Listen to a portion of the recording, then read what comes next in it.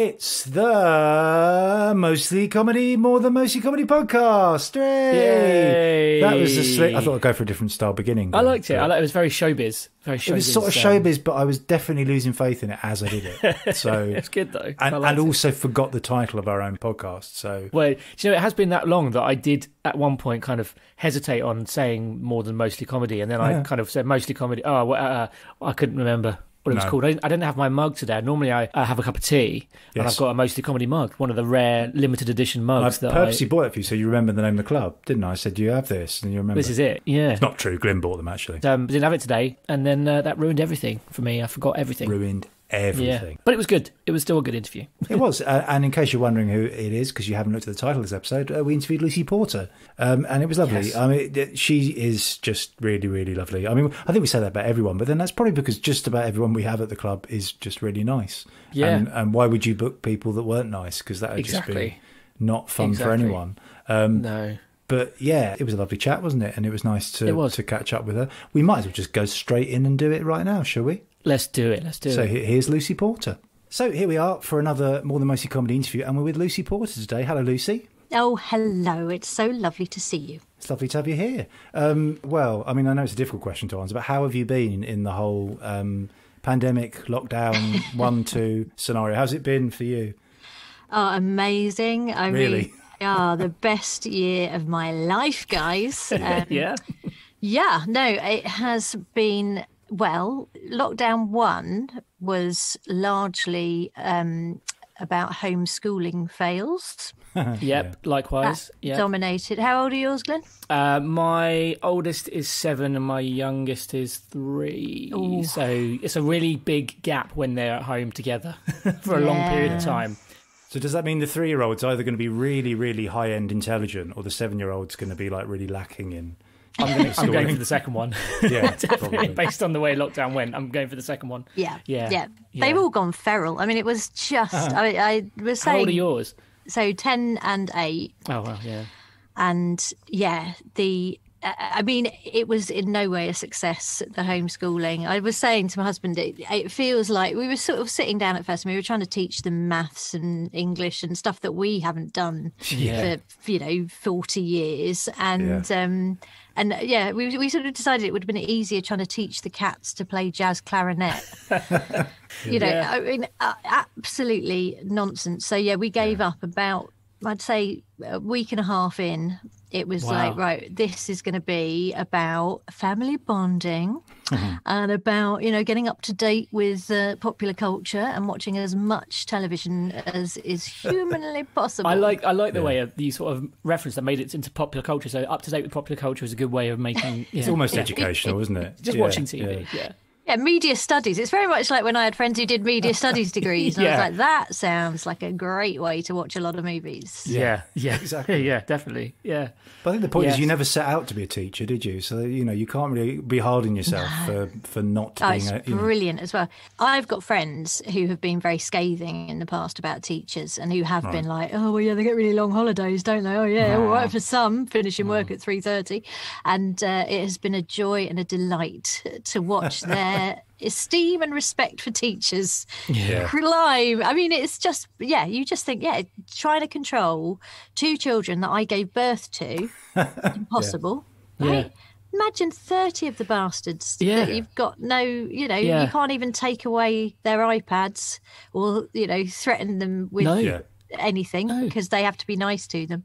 Unbelievable. So, it's been extraordinary. I did feel bad handing them back over to the teachers, just going, we have no routine or control at all, and they've picked up some really bad knowledge and information because we don't know much. They ended up thinking Winston Churchill was Queen Victoria's drag alter ego. They were like, we don't know who any of these people are, and they were like, science consisted of mixing 2 liquids, a gin and a tonic for mummy at 6 p.m. So it's been that was tough, but I mean, compared to what most people were going through, really not that bad. And we live just down the road in lovely Pinner. So, that's not too far. yes, we were very lucky. We went out for yomping walks and things like that, so it was all right, really. Yeah. But and no work. I mean, yes. I was going to say, what were you supposed to be going on tour? I just started. You started already? Yeah. Oh wow. Yeah. God. Well, in fact, the last gig I did before lockdown was in Leicester, and it was. And it was really weird because the show that I was doing is called Be Prepared. In fact, because I did a preview at your gorgeous club, and it was a lot more written than it was when it appeared at Mostly Comedy. I'll be honest. And so I'd got the show. I was like really happy with it, and it was called Be Prepared. Yeah, which is always a good start. The irony of what were we not prepared for? Global pandemic, turns out. So so I did this gig in Leicester. The week before lockdown, and it just felt all kinds of wrong. I don't know what your last gig, because at that time you sort of it didn't really penetrate that we really should just stop and stay at home. So I felt really like, oh God, this was a mistake to sort of still be gigging, but you live and learn. Was it at the point where they'd announced that there was going to be a lockdown, you were actually kind of still doing gigs, or was it just before they said it officially? Yeah, I think it was just, we all knew it was coming, but it hadn't officially been announced. And I think, and theatres didn't want to shut because they didn't know what was going to happen. And so the whole thing was kind of very peculiar. And especially because the show is all about my experiences as a brownie and about the Scouts, obviously, because the show is called Be Prepared, and which is the motto of the Scouts. And so everyone who was coming to the show, or a lot of them, were Scout leaders and guide leaders, and they're sort of really kind of capable and competent members of society. And it was really interesting because they were all like, yes, right, we're going to take this pandemic, we're going to tackle it. And the conversations we were having then, you sort of look back now and think, we had no idea what was going to happen. We just had no idea. No, not at all. Definitely. I think the theatre that I run, we were definitely in denial massively. We were kind of going, well, I think they might close us for a week or something. I'm not sure, but we'll be fine. I'm sure. It was like that. So we stopped with no plan at all because we thought, well, we'll probably open in about a couple of weeks' time. Yeah. But also, even with the club, we took quite an early decision because we had a gig. I think it was Arthur Smith was going to do, and we decided at a point where it wasn't quite definite, and you sort of thought, are we actually being a bit too dramatic? Overcautious, then it all happened and continued forevermore. I was frustrated because I was supposed to be going to see, of all people, William Shatner was doing a show. Yeah, he was doing a show at Hammersmith Apollo. It was a showing of one of the Star Trek films and like a question answer thing. I just thought it would be amusing. And it still went ahead, but it was like the day before lockdown was actually starting. And you're like, well, I can't go to Hammersmith Apollo and sit with like 3,500 people. But they didn't cancel it, obviously, because they didn't want to refund it. So you're just in a sort of frustrating situation. And even like, because Shatner must be in his 80s, so you think, well, really? Yeah. But I didn't get to see Shatner. So that's the biggest loss I think I've had this year. Well, do you know what though? Shatner will be back. If anything, anyone will certain of it's going to be Shatner. Shatner will, like an old trooper. Yeah. He'll be coming back out. But you do look back, I think, and you think, what sort of tender young summer souls we were back then. The idea of, if we just wash our hands, it'll probably be fine. We'll just wash our hands and sing happy birthday, and then it will be over in about 10 minutes. And then it kind of became wear a mask, and then nobody knew how to wear the masks. Because all this sort of craziness as well, you just didn't think that and although there's been hints that conspiracy theories are kind of taking hold and people are sort of mistrustful of mainstream media and stuff, you kind of never believed that Lawrence Fox would become the kind of figurehead of this kind of anti-mask sort of anti-lockdown thing. It's so bizarre, isn't it? I really don't understand how you're being infringed by being asked to wear it, and it's I know, but you know what?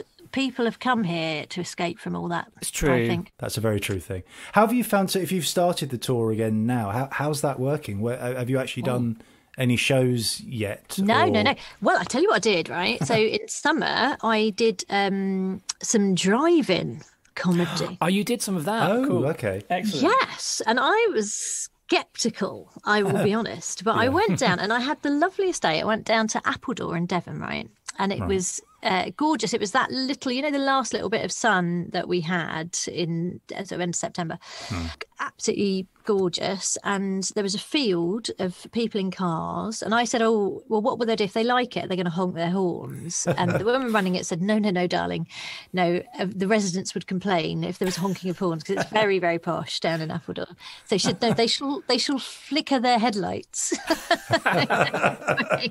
Amazing. And I was like, oh, this is going to be difficult. But actually, because it was such a nice night, everyone kind of got out of their cars, and it felt like being in America in the 50s or something. It was this sort of people making out on the back seat while you're doing, I mean, they weren't making out, they were all sort of people of my age who are well past that kind of nonsense, but yeah, they were all sort of laughing, and then it did get a little bit rainy, so people sort of got back in their cars and they flicked their headlights, and so it was actually really nice. And the memories of this year are going to be extraordinary, the lows but the highs have been quite extraordinary, and there's stuff that you never thought you would do, like this, having little lovely chats on Zoom. Exactly. And to me, I was like, oh God, I don't want to do gigs from my own home, because then, it's an infringement of my personal space. And but we've created this. So the reason I've got a Zoom background, in fact, shall I show them? Yeah, go on. The grim reality. Yeah. Right, I'll show you. So I've got this Zoom background because, so I'm sat in a little, basically I've got a mattress here. Nice. And these are some old plastic box lids that are kind of holding that up. And then there's my mum's old eider down there, which is covered by a green thing. So I'm in a corner of the spare room in a little sort of duvet and mattress kind of enclosure, so that it sounds nice, because I've been sort of doing radio shows and things. Of course, and it's like a little womb. I retreat to, and I get to sit here and have a nice chat with people like yourselves. And the children, I mean, they may come in. Yes, like that BBC News clip with the little kid on the little wheelie thing. I know, but do you remember? That used to be like a big thing. Oh, look, there's a child in the background. And now we're like, well, I mean, everything I've done, a child has cut. Not even my children. Just random children, local urchins wandering through. But we're all so blasé about that. And I think people have got a lot more relaxed about sort of just chatting, and in a way I think it's what's been on the cards anyway, with things like podcasting and people doing like Twitch and things like that. Actually, a bit more of a sort of relaxed and cozy kind of style is it's not a bad thing. And also the other thing is that friends of mine who, like, if you don't live in or near London or Manchester or Edinburgh or like a big sort of population centre, it can be really hard as a comedian or an actor to go to auditions or to go to gigs, and like for people like me, getting childcare can be really difficult. And so I mean, I literally just put the children in front of goodness knows what. They could be watching anything, and it's fine. It's if the house burns down behind me, then you'll have a story to tell. But no, but it's fine. So there's lots of stuff about it. You go, it's quite good, really. And I think like with this, because I mean, it's one thing, we probably could have done this any which way, the interviews, but the idea that people would watch something like this in this way would never have happened without this situation. The idea you'd have to sell to people, well, you have to download Zoom and you have to do, and for the club, it's been a nice way to keep it going, but just sort of, I don't know, it is that sort of blitz spirit thing, I think. We've always said with Mostly Comedy, the bit that we enjoy the most is meeting new comedy acts, people that we've met before, and chatting with them. And when we do Mostly Comedy as the sort of hosts and promoters, that you literally most of the time you get to say hi and then bye and then stand there and then we're going to put you on at this time and then that's about it. So when you get a chance to talk to acts, when you get a chance to do this, is why we started at the beginning of the year doing on-stage podcasts, and why years ago we used to do backstage podcasts, but doing this is even better because you get even more kind of time to chat. And it's the best part about running a club. And I mean, it's not the best, I mean, obviously going on stage and performing is also good, but but it's another great part is meeting people, meeting new comedians, meeting people you've not met before, and having a proper because chat. normally when I come and do your gig, I just turn up, I come in, I eat everything in the green room because you do the best snacks. And then I've always got to race off. So it's kind of quite nice to sit and have a virtual drink. Exactly. I think the way it's going to evolve as well is that the technology is going to catch up, so that actually all of us who are in the room will be able to chat to each other. And because actually you've noticed, I think, that people have got better at doing Zooms and other video meeting formats. And like the BBC are doing stuff now where they've got rid of the delay on Zoom so that you can hear people in real time, so you can have like a live audience. And it's not as good, obviously, as a live gig. Nothing will replace it. But sometimes, it's quite nice just to do something where you can all, and if we could all chat and if we could see the audience and if they could join in, then that would be nearly as good as the real thing, I would say. That's it. It broadens the things you can do, like you say, because if you're normally stuck in one place and you can't get there, it just opens up the things you can do on the same day, I think, which is nice as well. And the other thing is, what you can do is, if it's going badly, you can just stay really still. Yes. Right, that's the end of the interview. Thank you. She's frozen. I'm sorry, she's gone. So my internet has been very bad a couple of times. With choice moments. Meetings that have been going on a bit too long. Yeah. I was going to ask about, because inevitably looking at Wikipedia and other places, I saw that you sort of started out as a researcher. I say started out, one of the things you did, like researcher for telly, and doing like the Mrs. Merton show and things like that. I mean, one, what did that actually entail? But also, did it sort of help your journey into comedy to be sort of close to those sort of things, surrounded by it? Or oh, in so many ways. So I went to university in Manchester, and I had always loved comedy and music, were my two sort of things that I used to go and see all the time. And I got a job working on the Mrs. Merton show with Caroline Aherne, who was one of the most amazing human beings I've ever met, like phenomenally talented, but also just a really pure, lovely, wonderful human being. And she encouraged me in every sort of way. So being a researcher on the Mrs. Merton show meant that basically I sort of tried to book guests for it. Right. So we had, I'm trying to think of my sort of favourite guests that I booked. George Best was an amazing one. Right, yeah. Because at the time, it was difficult booking the Mrs. Merton show for the first series, because obviously no one had seen it.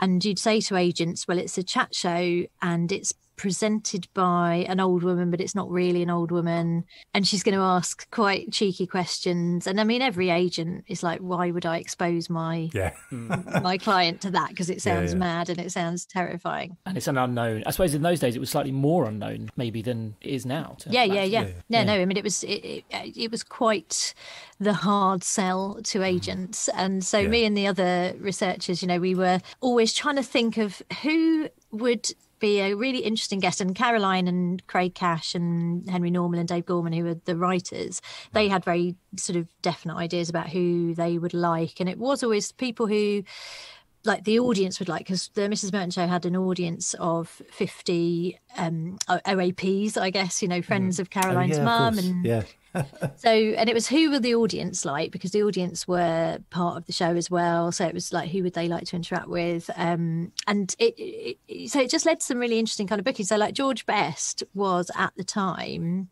perceived as a slightly unreliable booking, because he, tragically, as it turns out, he was on the booze. And so like I booked him, and it was terrifying. I had to go to his house in Chelsea and escort him up to Manchester, because nobody trusted that he would kind of make it up to the studio. And we got off the train at Manchester Piccadilly, and we walked through Manchester, and it was like being with Elvis. It was really hard to just get him through the train station and into a taxi. And there were loads of sort of people like that I wasn't a football fan. I kind of didn't really know much about George Best, and it was so brilliant to sort of meet these people and work with these people. And then of course there were the famous moments like the Debbie McGee. That question, what first attracted you to the millionaire Paul Daniels. And the thing about the Mrs. Merton show, though, is it was really affectionate, and all the guests had a really nice time, and there wasn't really malice. And I always think that clip is shown and people go, oh yeah, it was so cutting, and it was so, but actually Debbie McGee had a brilliant time on that show. And then Paul Daniels came on the next series because Debbie had such a great time. So Chris Eubank, that was a slightly awkward oh God! Slightly awkward evening. I can't remember that one. No, you say it. I remember. Yeah. Chris Eubank came on, and I don't think he had quite got the point of it, but it was actually brilliant TV because that's he the thing, isn't it? kind of looked like he was going to punch her the entire time. But actually, he was fine at the end, and I think he thought it was funny. And because people sort of at the time, people went, "Oh my God, this is amazing TV," and it really created a buzz around the series. So it was really good fun. So I did that for 3 series, I think, and then by that time I'd started doing comedy. Because I was writing comedy, and at that time, and I guess even now, to become a comedian or a comedy writer, it seemed a lot easier to sort of do stand-up to get your writing noticed. So really, I didn't kind of want to be a stand-up. I'd always loved stand-up, but I didn't really want to be a stand-up. I wanted to be a comedy writer. Right. But I started doing comedy and loved it and never looked back. Well, Malcolm has just said, I remember the George Melly one. Yeah. That's a hell of a guest as well. Yeah. Mrs. Merton asked him if he had any pornography, and he answered that he didn't even have a pornograph to play it on.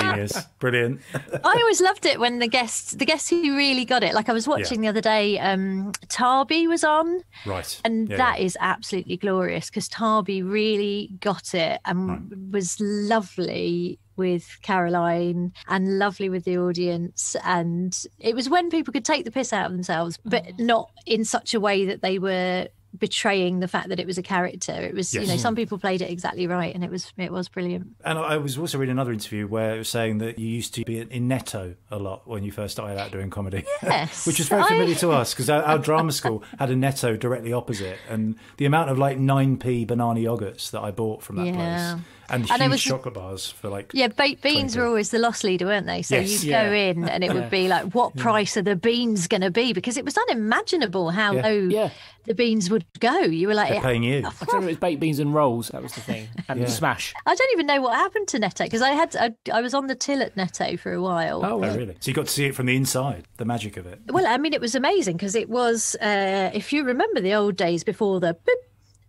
You had to actually and you memorised all the prices. Oh my God. And there was a woman called Yvonne, right? And she didn't even look. It was like touch typing. She didn't look at anything. I didn't even know, because I would be looking at the product and then I'd be finding the list and then doing the thing. And Yvonne would be just chatting like, anyway, what are you having for your dinner? I know, right. Well, I said to her, she was a genius at the till. So, I used to work in Argos for a little while, and same sort of thing. I used to still remember the number for a trampoline. If you're buying a trampoline, there's a specific, which is not really a transferable skill you can take. Were they quite popular then, trampolines? Were they kind of the most popular? Yeah, there must have been for me to remember it. I don't know. I think because you had to go and get it from the storehouse. They didn't have they didn't have the magic conveyor belt. So that's why. They'd have been pricey as well then. Trampolines are one of those things that they're commonplace now, but my God, they weren't, were they? Yeah, no, exactly. I'm just writing a quiz, and one of the rounds I'm doing is The Price Was Right, and it's the Argos catalogue. I found online you can get the Argos catalogue from 1973 or whatever it's amazing. Up till the present day, and so I'm doing guess the price of things from the Argos catalogue. And I mean, I have to say, David, you clearly will have an advantage. I'll invite you along to that quiz. This is playing to my skills. That's a very exciting. Am I right in the Argos catalogue is now finished, has it, or is it going to finish? As a hard copy, you don't get the hard copy anymore. Yeah. Although I think in the most recent advert they still have it in it. It's part of it, which is confusing. But I think aren't they bringing out a Christmas one, because maybe Christmas wouldn't be Christmas without it. And Stephen, very good note from Stephen. Remember, the price of trampolines can go up as well as down. Hey, there you go. You can make yourself a cup of tea, Steve. You've won. You've won. You win the chat.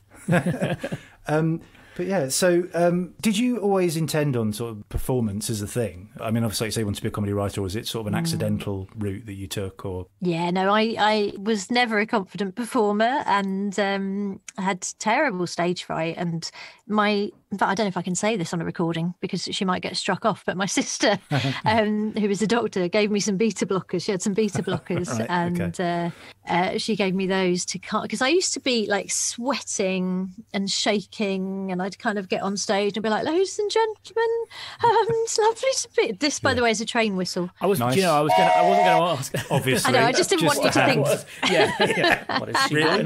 Just casually holding it there. What's she doing in this relaxed, and there's not being a bit too relaxed. Yeah, exactly. But you say that, but you were in. I mean, I was looking at the sort of credits. We do have to stop this moment and say, why have you got a train whistle? I think sorry. Go on. This booth has seen much. I've got this. Nice. Excellent. I have many ways of making different noises for things. Various But things, But you said about stage fright. But how did you become to be in One Flew Over a Cuckoo's Nest with Christian Slater? Was that a beautiful link then? Is that, just reading through all the things we sort of went through in research. Is that true? Did you get that? Is one of the scariest things that I've ever done. Yeah. How did that come about then? So were you acting a lot at that point, or were you trying to audition for a thing? No. I tell you what happened was there was a thing called the Comedians Theatre Company where Phil Nichol, Owen O'Neill, and Dave Johns, and anyway, there were various comedians who had put on plays, and I think they'd done 12 Angry Men in Edinburgh the year before. Right. So this was 2004 we're talking about, and so I was going up to Edinburgh with comedy shows, and they said, would you like to be in our next production? And I was like, yeah, great. Never acted, had no idea what it entailed. And I got cast. So if you know the movie One Flew Over the Cuckoo's Nest, or you may indeed have seen the play, Nurse Ratched is the character that everyone knows, the main nurse. There is another nurse called Nurse Flynn. Nobody remembers Nurse Flynn because I'm not even sure in the movie, I don't think she talks much, and in the stage play she has 3 lines. Right. And by the time we came to performance, one of those lines had been cut. So I was in this play, and I had 2 lines, and then one of them, Frances Barber, who was playing Nurse Ratched, who was brilliant, but she would come in at the end of one of my lines, and I was like, I've only got the 2. Could you just leave? But she's a brilliant actor, so she knew what she was doing. So so it was amazing. And Christian Slater came over to play McMurphy, the role that Jack Nicholson did in the movie. And at that time, it wasn't as common as it is now for big Hollywood actors to come over and do things in London. It was before that rash of sort of West End productions with big Hollywood people in it. So it was, again, like walking through Manchester with George Best, being with Christian Slater in London was insane, and people would come to the stage door and just be pawing and trying to get at him, and it was like nothing I'd ever seen before. It was properly like being a rock star, and it was a very troubled production as well, which people love because the first director walked out, and then there was and then Christian Slater got ill, and it was all, and they cancelled loads of the first performances in Edinburgh, and so there was high drama, high tension, and one day I will write a memoir just about that crazy time that we all had. But it was the most fun. It was like being back at university because there were about 15 of us in the cast, mostly comedians and some brilliant actors. Mackenzie Crook was in it as well. It was and it was just so much fun, and we had an indecent amount of fun doing that show. And of course I was terrified because I'd never acted before, but pretty quickly I realised that if I didn't turn up, it wouldn't really have materially affected the play. So what's the quite a nice position to be in, though, isn't it? Yeah, exactly. No pressure. Although I was fine when you're in something where you've only got like 1 or 2 lines, that's the harder one, because when you've got lots of lines, you sort of get into the mindset. But when it's just like 1 line, you really overthink how you say that line, and every word has to count. And especially when it's comedy. We used to do. Me and David used to be in a writing group in at the Soho Theatre, and we used to do a lot of reading new comedy scripts. And if we'd you'd be like given Man 2 or Policeman Number 4 or something, you'd be like, but you'd be like, how do I 1 line? And you're like, God, I've got to make this funny because it's got to be funny, but it's like 1 line. But also the misconception that you have to make it funny because it's it's like maybe we're not the funny bit in this. Maybe we shouldn't. Yeah. I think there is that comedy instinct to go, but it's about me. There's that great, I can't remember who, I think it was in a Roy Hudd book of anecdotes, but there's the legendary story of the sort of a very venerable actor, and he'd taken this part in this play where he only had the 1 line. And it was, "Hark, I hear the cannons roar." And in rehearsal, they were like, right now, obviously at this point there's going to be an explosion off stage. We're not going to do that now in rehearsal, but so you hear the cannons and you say, "Hark, I hear the cannons roar." And this guy has been practicing. He's saying to the other actors, "I don't know. Is my character? Is he feeling defeated? Is he feeling jubilant? Hark, I hear the cannons roar. Hark, I hear the cannons roar." They'd been through it, and then they got to the night of the performance, which was the first time they had the actual live cannon. And the cannon went off, and he went, "Fucking hell!" Sorry for swearing. No, that's fine. That's good. So that really good story I remember Stephen Fry telling about, and I can't remember who it was, one of the sort of alcoholic actors going to see a play with some friends, I think like seeing a matinee, and watching it, and enjoying it, and then go, oh, this is a good bit, this is the bit where I come in. And then realising that he was... It was just amazing. I can't forget who that was. Well, we had Stephen K. Amos was the naughty boy of the cast. As he is. And there was, well, he was meant to come on in the first scene of the second half. He came on with Felix Dexter, the brilliant and sadly no longer with us, Felix Dexter. And we were all backstage, and it had been, I think, it was a day where we were all feeling a little bit cheeky anyway. And he had gone to the pub in the interval. And we're all there at the beginning of the second half, and we're like, is he going to turn up? And poor Felix had to go on his own. Oh. And then Stephen came absolutely mortified, and the company manager gave him the biggest telling off I have ever seen in my life. And he was like a small, chastised schoolboy. But it was very funny. And I guess that was probably a good thing if you were taking like shows to Edinburgh and doing like solo stuff, to have the chance to do something with a group of people, because that can be quite a lonely thing, the sort of solo thing. So I suppose that was a nice change.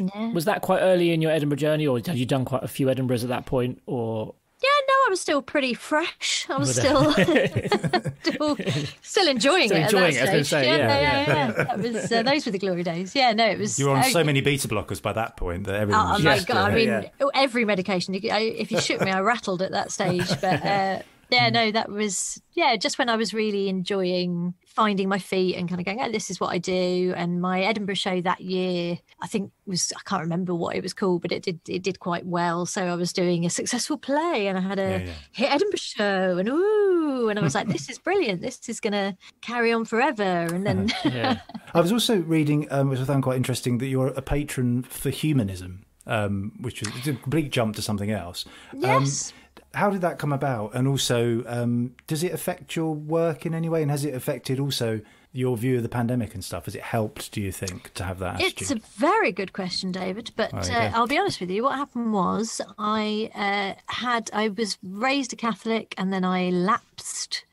And I think I was kind of looking for something else, or I don't know. I felt some kind of a need to define myself or whatever. And but I haven't. Yeah, I mean, I suppose I am. I would say humanism is the kind of nearest thing to what I believe in. That it's about that there is a need for morality, and that morality doesn't necessarily spring from a God. It can come just from the sort of natural, innate goodness of humanity, and that sort of spark in all of us that is good. But I mean, I don't really think. I mean, I don't do anything. That's the problem with humanism or atheism or agnosticism. I would like a club. I would like, I'll be honest. And I did try going to like the Sunday Assembly, which is lovely, and they sing songs instead of hymns, and but I am slightly conflicted in that I don't believe in God, but I would really like to. And I'm quite jealous of people who do. And I love going to church, and I love hymns, and I love Christmas, and I love nativity plays, and I love everything about it. And I have been saying to my husband, I think maybe if I just pretend, then it will come. But maybe not. I don't know. But I haven't really, since I sort of lost my faith, and then I had a big sort of I don't believe in God, and organised religion is evil. And then like the line I do in my show is, I used to be very critical of organised religion. Now I'm in favour of organised anything as long as I don't have to bloody organise it. That sort of. I think I don't know. I kind of feel I don't know where I stand now really. And I guess it's that sort of thing of it's nice to feel that there's a positive purpose for things. It doesn't have to be led by an outside thing, by just being kind. And I think, again, the circumstances we've been in, it really reiterates that. And I meditate a lot as well, so I use that. And just the idea of being kind and compassionate, but not for a reward other than just to sort of spread the kindness around, if you know what I mean. Well, I think the early days of clapping, do you remember the early days of clapping? Yes. That felt like a very pure and very sort of nice thing that even those of us who are cynical, and I I don't like enforced anything. I kind of like, I always feel a bit icky about joining in with everyone doing a thing. I was really emotional and seeing all the neighbours, and it was that sense of neighbourliness and community and all of those sort of things, which again is something that I think is really positive that we can take out of this year, that a lot of people, I mean, admittedly, it was a lot more pronounced at the beginning and in the summer when it was like, oh, we should all just meet on the street and have Prosecco in a socially distanced way.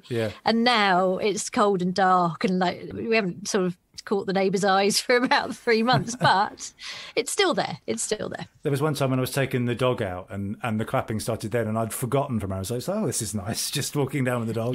The thing is, though, I found my neighbours, I've got a very small street. There's only about 5 or 6 houses, and I felt there was a pressure with the clapping. It started off all nice and lovely, and then as the time went on, I could see when we were putting our kids to bed at about the same sort of time every night that it was just about to start. And I'd look out the window, and if I wasn't out there, if we weren't out there, they were looking at our door as if to say, "Oh, well, they've stopped doing it." So I felt it's like you had to go out because otherwise the neighbours would be going, "Oh, well, they've stopped doing that. They've stopped, they're not doing it anymore." They don't care about the NHS. We've been a whisper away from fascism in so many ways this year. It started off nice. There's a fine line between community spirit and fascism. I did like what Malcolm's just chipped in with. It's easier to believe in God than it is to believe in people. I mean, in my more cynical times, I agree with you there, Malcolm. Yeah. And that's the funny thing as well, because I think, I like to believe in the goodness of people and that everyone isn't out to be an arsehole. Everyone isn't out to get you. But I do find myself a lot of times saying, God, fucking, I hate people. Like Gemma's always like, my wife is like, oh, people are just... But then I think that's en masse, and I think that's the press. I mean, again, like particularly at the moment with the whole Trump thing that's happening, and the idea that a man can offer no evidence for something and yet still have millions of people supporting that is just frightening. And you just but then, and actually, to be fair, in a leap to that, I remember specifically with you, if you don't mind me saying, the last year I was supposed to be doing Edinburgh, my dad passed away and all the money was frozen and I couldn't raise the money, and then you sent me an email saying, well, I could lend you the money for it. And I remember you saying specifically, I can't give it to you. And it's like, you don't have to do anything. But it was just so, it was so lovely that you were thinking about, maybe I can help. And I just think that's so nice when people do that, when people just want. And I've actually found, I think we found with Mostly Comedy, when we started to close the doors because we couldn't do it, we had, we've raised about $2,500 from people who come to the club, and all the nice comments you get, and you just suddenly realise that people do really value these things. It does. It does open up the. You realise, don't you, when things aren't there anymore, that's when you start to appreciate them, and I think you can see, the appreciation that comes back from all the things that we were doing that have stopped happening. Yeah, and being nice feels so good, and I mean that's the thing that I think the pandemic has shown, is that actually whenever if you can do a favour for someone, then of course you feel better for doing so, and it's a very small fraction of absolute arseholes who don't get pleasure out of altruism and doing good. And I think the our neighbours have been hilarious. Anything that we have suggested, everyone's so eager. We did this thing back in what month was it? October, I think. Called Chalk for Charity, which my daughter suggested, because we've been doing loads of chalk art on the street. Right, lovely, yeah. And she said, well, why don't let's cover the whole street in chalk? And it was, one of those that it felt, again, I was like, oh God, we're going to do a whole thing with the street and it's going to be really naff. But it was so, so lovely, because all the older people are like, our street is kind of young families, and then a lot of older people whose kids have left home. And they all were like, oh, can you come and paint balloons and butterflies and rainbows outside our house? And it was like one of those quite sickeningly nice kind of, it was cloying, but it was very, very sweet. And I think there's been a lot of that this year. I think the neighbours have really pulled together. And let's hope that's a thing that we can take into life as things go back more to normality, because it is a really good thing to have out of it, I think. I was going to ask briefly, and we should let you go soon because we've been talking for quite a while, but I know you love quizzes as well, and you have your podcast, Fingers on Buzzers, and also I was watching your week in House of Games, where how many things did you win? I know you got the wheelie case, which was quite exciting. I need to watch this. I need to see this. So for those of you who don't know it, it's a wonderful quiz show that's on at tea time, and you get these little prizes, and people always say, oh, do you really get these? Because it's like the 70s or 80s where they used used to give you stuff. Blankety blank or something. Exactly. Bullseye is the one that everyone always remembers, that you get consumer goods and stuff. So you get all these things, but they've got Richard Osman's silhouetted face on them. So I got the wheelie suitcase, which was kind of the best one, a dartboard, nice, a cushion, and did I get one more? No, I got 3, and then Neil Delamere got the toolbox, and that's the best one, isn't it? I mean, that I was sort of slightly gutted not to get that one, and then Mark Billingham got the fondue set, which was also excellent. But I've been doing a lot of quizzing, so I've also recently recorded an episode of Pointless, which will be my 3rd time on Pointless. So I don't know when that's going out, but also Celebrity Mastermind. Cool. Which I was desperate to get back on. I did it quite a few years ago now. Was it the highest score of a celebrity or something? Oh, David, I don't like to talk about it, but yes, you're absolutely right. I mean, your subject was Lucy Porter, so I think there we go. Exactly, small comedians from Croydon. Do you know can you say what your subject is this time or not? I think I'm allowed to. Yeah, it's Victoria Wood. Oh, fantastic. The life and works. So I've always loved her, and it was an absolute joy and a delight. So I just basically watched everything that she ever did, and read the brilliant new biography of her that's out, and it was so much fun. So I think that's going out at Christmas. But I'm basically just a quizzer now. Comedy is long forgotten. Well, it's funny, isn't it? I keep thinking like they're probably the easiest things to film as well at this point in time, aren't they? I suppose because things where they're just like panel shows and quizzes and things like that, where people are sat on their podiums. Well, I did Pointless with Dave Johns, who I was in One Flew Over the Cuckoo's Nest with, but we had like a perspex screen, and you had to stand away from the perspex screen. And of course, Pointless, you do have to confer at times. You're like, what? And he's deaf and I'm deaf, and all the young people were fine, but he and I were, trying to. We looked like John McCririck doing some weird. Did they have to make it sort of? Did they hide the perspex, or was it kind of obvious? They make it a point of it of saying this is here. You're going to notice it. You're going to notice it. I was going to say, that's going to be obvious, isn't it? Surely, I was going to make a Midsummer Night's Dream reference with the wall, but that's a bit too high end for this. I wouldn't have got that. I don't think even I got it. So that's. But I think you're going to watch stuff that's been filmed this year and it's going to be really interesting. I find it fascinating. People. Yeah, it's fascinating. Yeah, and because you wonder. I mean, obviously, because things seem to be getting more positive now because of all the news, all the various vaccines that are coming up. You do start to see this is one of those things that obviously is going to be iconic of this period and a very specific. So, like you say, everything that you can see that will be filmed in that way. I mean, I don't really watch like EastEnders and stuff, but I know they went back and they've been doing that. I haven't actually seen how they do that, but it'll be. I don't know. I have. The trouble is, I watched it purely to kind of work it. I saw the stuff about how they'd been doing it, and then I watched it just to sort of see if I could spot it and sort of like work it all out because it is interesting, but it does kind of ruin programs for you because you start watching. There's a thing I really like, This Is Us, which is an American series, which is on Amazon, and they filmed that, and I have been filming that recently, and you watch it, and every single point of it, you're going, oh, they didn't do that because of that. Oh, they didn't do that. I see what they've done there. And you kind of go, hang on, I need to stop doing this now and just watch the program like I used to. It's so annoying. Well, we are going to be left, I think, with a kind of, an unease about people hugging and touching and kissing on screen because even now, you watch old stuff and you go, oh, that's not very COVID secure, is it? Yeah, like they knew. Like, so they should have known. You couldn't film the bill now, could you? Because they were always like really close to the shot. Wouldn't happen. So is the plan now to go back out on tour now things are easing or what? I mean, how far can you plan ahead? Well, we've rescheduled the tour twice and it's sort of meant to be starting again in March, April, and I'm kind of cautiously optimistic that it's going to happen. I mean, if they reschedule it again, I think I might. I was saying the other day I might just go around to everyone's house and just do it because I just want to, I don't want people to have to reschedule again.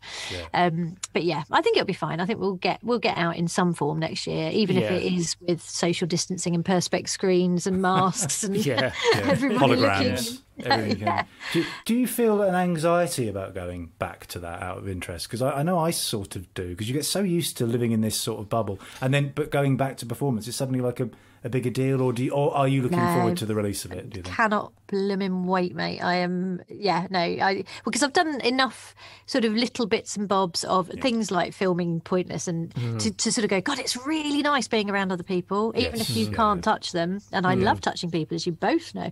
But if if you can just be in a room with other people and feel that collective energy, it's incredible. So I think, I'll probably be rubbish. I wouldn't come and see the first couple of nights of the tour. I'll be honest with you. If it's coming anywhere near you, then swerve it until at least week 2. But it will be like taking shaky baby steps back, but I think it will be great. I think the joy of all being in a room together will outweigh any kind of stage fright. One thing that I will definitely take away from this year is I will never ever again walk past a pub if it is open.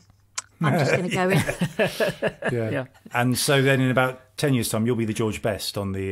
Yes. We're dragging you through Croydon or something.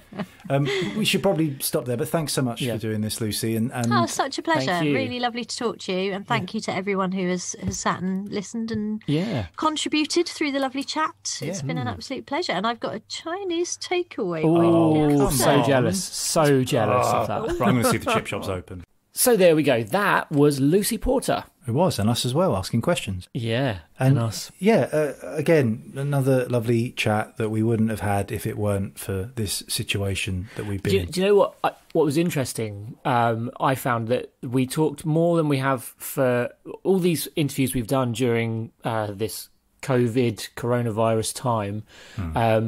We talk more about it and lockdown, I think, in this interview than we have most others, as in we talked a lot about different elements of it. So it'll be interesting if people are listening to this way down the line when hopefully things are back to some sort of normality, or it'd be interesting, it kind of sets it in a time more than some of them have done. Do you know what I mean? Yeah, definitely. In a nice way, because I quite like reminiscing. It's like a bit of history, and also it's this sort of, we're more familiar this time round with what to do. I think the whole thing, I think if you listen through all of them, you could sort of chart the different stages of this whole thing, and because now at the time of recording we're in lockdown number 2, we've sort of got a familiarity of what it is, but also we've recently had in the news, obviously, as we mentioned, about various vaccines that by the time you listen to this, you'll know that we all grew second heads as a result of them, died off due to some other disease.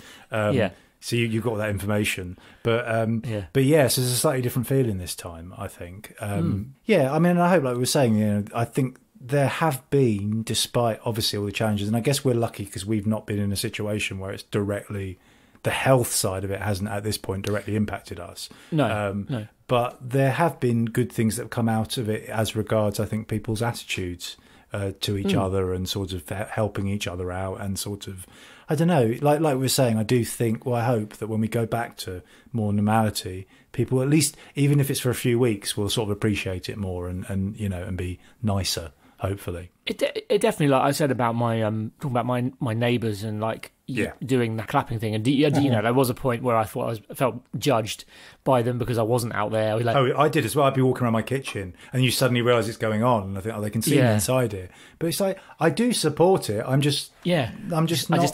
not outside arbitrarily clapping. But on a positive side of that, actually, it's been really good for just getting to know the neighbours. In the sense, I've always chatted with quite a small, it's quite a small street, and I pretty much know everyone's name in the sort of immediate vicinity of where I am. And in fact, when you don't know someone, it's more weird that you don't know them than you do, if you know what I mean, because I know most of them. So, but it has been nice to be able to chat to them, and it has carried on, even when we went after first lockdown, going back into sort of, normality for us with having the kids back at school and stuff, then everything sort of became like a rush, and life became like it was, sort of, with work and stuff. So even then, I felt like I was going, right, I'll chat to this person today, or I can have a moment where I can talk, and that hadn't been a thing before. So, there are definite positives. Positives like this podcast, for example, are, all good stuff. But it's getting that sort of community. I mean, they're all terrible phrases, and you're sort of embarrassed for saying, but like community spirit. It's that feeling of, being a part of something rather than avoiding. I mean, I know I've talked to you before about there used to be a guy who lived in the block of flats that I lived in who would work so hard to not meet my eye. When, he'd be leaving, I'd be entering.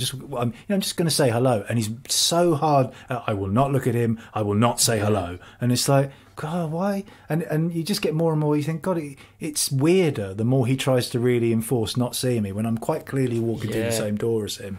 Why are people like that? But it's nice when people. And I know you like your privacy. You don't want to have to sort of stop for ages. But it's just nice to sort of know the people around you and be a part of something, I think. And, Yeah, I guess the nature of a thing that we've all been thrown into means you sort of face it all together. So yeah, definitely. I mean, I'd say the only thing that frustrates me now is the mask wearing, and not because I don't want to wear a mask, because I'm happy to wear a mask and I wear it all the time, and I wear it I all the prefer time. it when you wear a mask. I'm not wearing it now, so I don't wear it all the time, but Yeah. I wear it like doing the school drop-offs, and that's one of the hardest things. But and actually I'm looking forward to, it's being totally honest, school drop-off has always been one of those things where, sometimes I'm in a mood to talk to people, sometimes you're really not, you just want to drop your kids off and go. The mask wearing for me kind of plays into the side of me that doesn't want to talk to people, because you can't communicate with people properly, so you sort of end up not talking to anyone. And actually now I've got to the point where I'm like, you know what, I look forward to when I'm not wearing a mask, where I can actually communicate with people, even just if it's a smile or a kind of expression in my face, because you just feel like all you feel like you're doing is just giving everyone evils, because all they can see is your eyes. And you're like, if I want to say hi to someone, I have to really animate it with my eyes, and like, look at me, I'm saying hello, morning, in a point where everyone's quite tired. So we're all doing TIE or something. We're all like some sort of horrible theatre and education tool. So I'm looking forward to when we can communicate with more than just our eyes. Although at the same time, it's quite nice sometimes to not be seen. It's like the excuse. It's really conflicting in my mind as I'm saying it, because there are times when I really enjoy the fact that I can just be anonymous and just wear a mask and just go about stuff without having to communicate. But then there are times now where I'm going, do you know what? Actually, I'd really like to be able to communicate now, and I don't feel like I can. Yeah, well, you catch yourself as you're doing it, don't you? You think, oh, well, that won't have read because they can't see my photo. And like you say, exactly. I do find myself really, really upping the energy just because of the mask thing. But it's very difficult. But it's so strange, and who'd have thought that this time last year we'd be talking about that? I know, it's such a it's such a strange situation we've been in, and I guess you're starting to frame it a bit differently now because the news seems to be getting better, but obviously we'll take everything with a pinch of salt and see. As to what's happening in America, God knows. Where, don't even go there. No, don't even go there. We don't have the time or the energy. No. But let's hope that by the time you listen to this, Trump has long gone. Let's hope that, if nothing else. Hope. Yeah, because he's a madman. But thanks for listening to this podcast, and there are plenty of other ones to listen to if you want to. All those various people, including Bobby Davro, Kate Robbins, Rory Bremner, Arthur Smith, Josh Widdicombe, old ones with Phil Jupitus, Richard Herring, James A. Caster, various people, lots of people, Paul Daniels, Debbie McGee, as we mentioned in this one.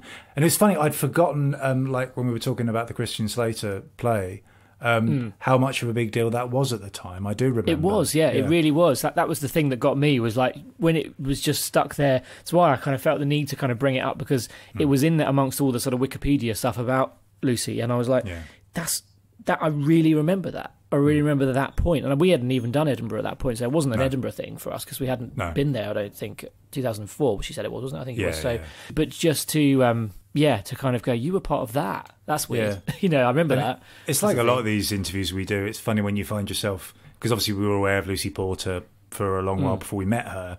And then you go to the other side of it when you've met her and you know her a bit more. And so to sort of refer to things that you remember with the person afterwards, this many years on, is a sort of funny thing. And we get that a lot, like talking to Rory Bremner or someone and talking even just about his programmes and stuff. It's funny how life works like that, particularly for us, where you start on one end of a thing, being vaguely aware of it, and then come out the other end talking to the person about it, knowing, it's very strange.